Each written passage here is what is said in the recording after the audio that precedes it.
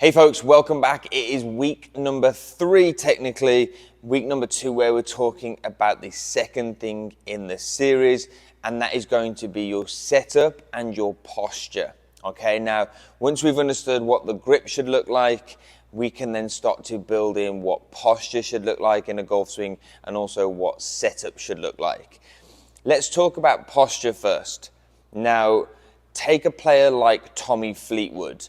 Tommy Fleetwood gets standing up tall and looks pretty athletic. His position looks pretty good, but if you ever watch him get set up in an iron or his driver position, and he has this very kind of kyphotic look in his mid to upper back and his thoracic spine, looks very kind of rounded. But if you see him standing up, he doesn't have that appearance of somebody that just walks around that way. He's not walking around hunched over. He just kind of tends to stand naturally, but as soon as he gets into his posture, he's got this very rounded look in his back. So there's no reason to say that one size fits all, but there's a general guideline that we can go through when it comes to our setup. Okay, so everyone's going to be a little bit different with this. Everyone's going to be a little nuanced, if you will, and it's going to be finding out what works best for you. I'm just going to give you some broad stuff here that will kind of guide you a little bit to be able to be consistent, but also have you set up and feel comfortable for you. Okay, so when it comes to our setup, let's talk about posture first. When it comes to posture, we want to see a very athletic kind of base. So figuring out what it looks like for you to have your feet, what feels most comfortable. So with a driver, it's going to be a little wider. With an iron, it's going to be a little narrower. With a wedge, it's certainly going to be a little narrower again. Okay, so find out what works best for you, both for driver, for irons, and then obviously for wedges as well. And once you've got that kind of feel for foot spacing or distance, if you will, now you can start to see, okay, feet feel pretty good here. That feels pretty athletic. I feel like I can turn around my body and I can move. Okay, cool. Now what does it look like from the knees? So when we take a position with our knees, we want to get our setup or feet set up. We want to have a slight flex. The easiest way I can do this is standing up. I'm just going to slightly flex my knees and kind of soften my knees. And I'm just going to push my butt back a little bit and hinge on my hips and have my arms hanging down in front of me. Okay? When I say in front of me, I don't mean my arms out here like I'm reaching. I want my hands hanging below my shoulders. Okay, so again, I've softened my knees. I'm going to stand up tall. I'm going to soften my knees. I'm going to push my butt back just a little bit and get this position here with my arms hanging down below me. Okay, from that front on view, I'm going to go here, get my setup. I'm going to stand tall. I'm going to soften my knees. I'm going to push my butt back a little bit and let my arms hang down in front of me. Okay, now this would be my setup position here, and that feels pretty even. Okay, when we hinge at the hips, we don't want to feel. There's 2 ways of being able to explain this, and the first way I'm going to explain it is let's say the wrong way. When I hinge, I can hinge from my upper body, but immediately as soon as I do that, I have all the pressure in my toes. We want to feel that the pressure is even in my feet. Okay, so standing up tall, I'm going to soften my knees. I'm going to push my butt back, and I'm going to feel that the pressure is split between the balls of my feet and my heels. If I feel like I've got too much pressure on my toes or too much pressure on my heels, I'm going to be off balance and it's going to throw me off. So when we want to make sure that we've got a good, even feet pressure, front to back, left to right. Okay, so I've got my position, my hands are underneath my shoulders, soften my knees, and I push my butt back. Now I've got a good, consistent feel for what it's like to have good pressure in my feet, both left and right, front and back. My knees are soft, my hips have hinged, my core is braced, and I'm athletic. Again, Tommy Fleetwood has a very rounded position when he gets set up. He's still athletic. Let's be honest, he's still athletic. It's not to say that one size fits all, but again, general guidelines can help. Now here's a final point I want to talk about posture, and I can get a little closer to the camera here. If I bring my shirt in here, notice there's a bit of a rounding in my back here. When a lot of people set up, they have a really prominent lower back arch, okay? The problem here with this is as soon as I go to take that club away, there's a disconnect between my pelvis, my thoracic spine, and what tends to happen is players will start to pick the club up. And the reason why is without this pelvic tilt and flattening out and neutralizing this lower back here, our hips and our thoracic spine is not connected. We want to feel like there's a connection, and that's happening through the core, okay? Through our core and our bracing and our control.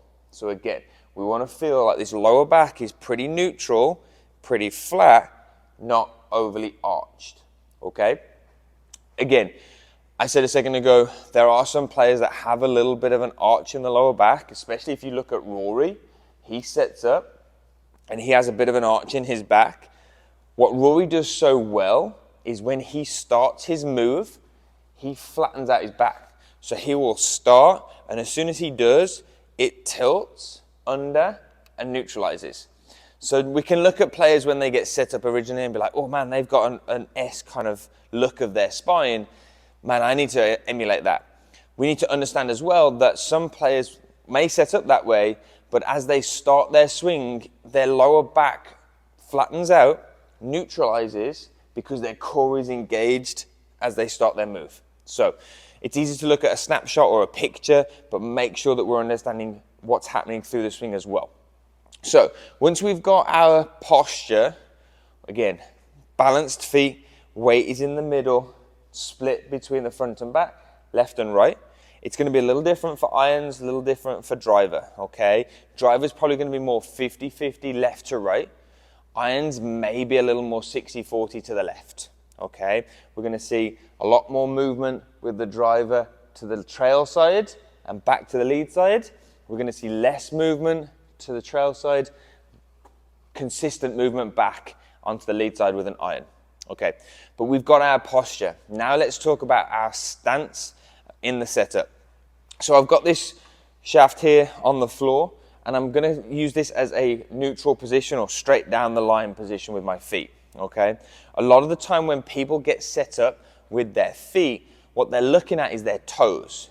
And the problem here is that when we just look at what's happening with the toes, we can get the perception that we maybe close the stance or open the stance based on what we do with our toes. And so what I mean by that is if I place my toes on this alignment stick here, and I go ahead and just flare my lead foot just a little bit, immediately my toes are no longer on the alignment stick.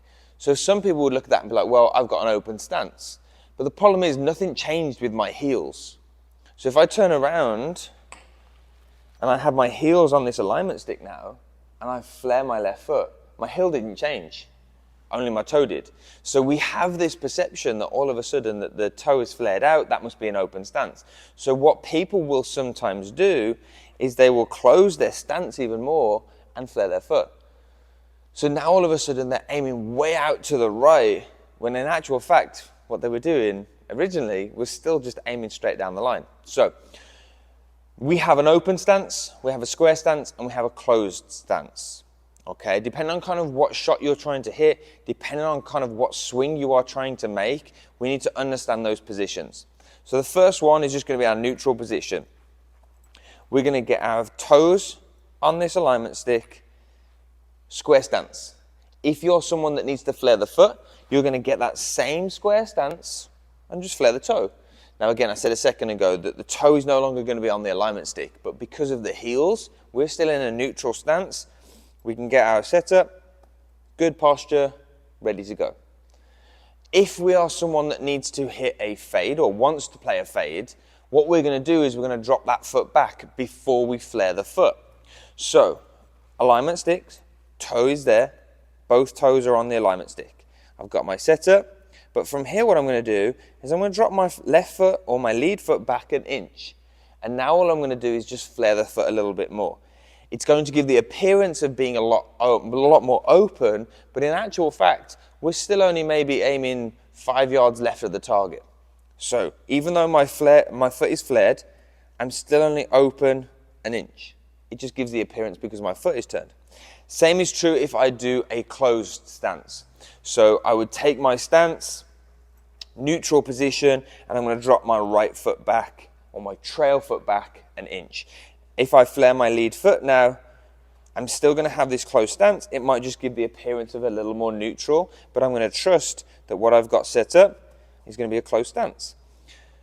How this impacts the swing is key to understand what's actually happening. When you have an open stance, i.e. set up for a fade or a slice, what's going to happen here is that club is going to want to follow the foot line or the body line. So we'll have an open stance here where my feet are aiming left of the target. Now, if we see this little change here in the sticks, we're going to see that my feet are going to be setting up to the left over here, and my swing is going to follow that line, okay, because that's the way I'm setting up. Now, same is true if we close the stance. If I go ahead and get set up, and I drop that right foot back, as soon as I put this club down now, I have what's called a closed stance. Again, my swing is going to follow this line a little bit more. It takes a lot of skill, and it also takes a lot of control, believe it or not, to be able to have a closed stance and come over the top. Some of it is just because of how we want to swing with the upper body. So that's a timing issue. That's a separate video, separate conversation.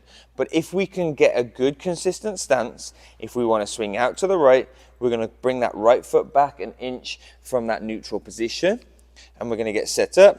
Again, feet are going to be 50% left to right, front to back, and we're going to feel very balanced and very athletic. Now we feel like we can swing in from the right.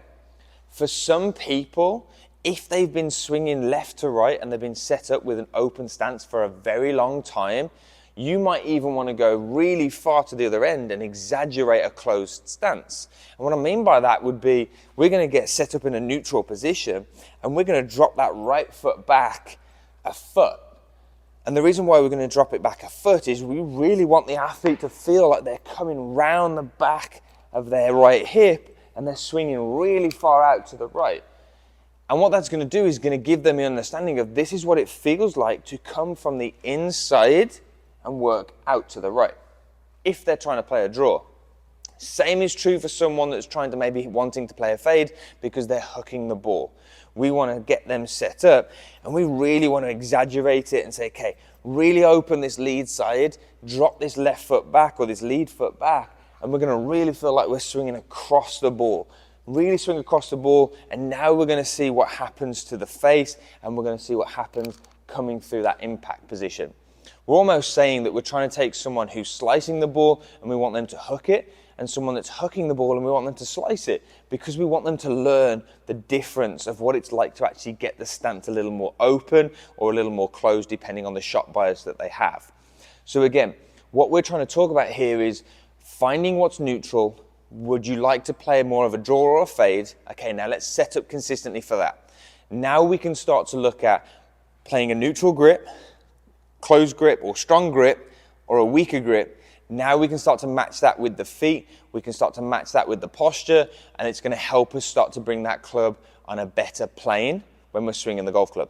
So there's a little bit about posture. There's a little bit about stance. Okay, start to play around with those. Build on what we looked at last week in the golf grip video. If you haven't seen that video, go and check that one out and then come back to this one and we can start to match these two up. Again, stronger grip might match a closed stance. Neutral grip or kind of weaker grip might favor more of a fade, which is going to be more of an open stance. Go ahead and like the video, subscribe to the channel. We'll see you next week for week number 3 or 4, and we'll see you then.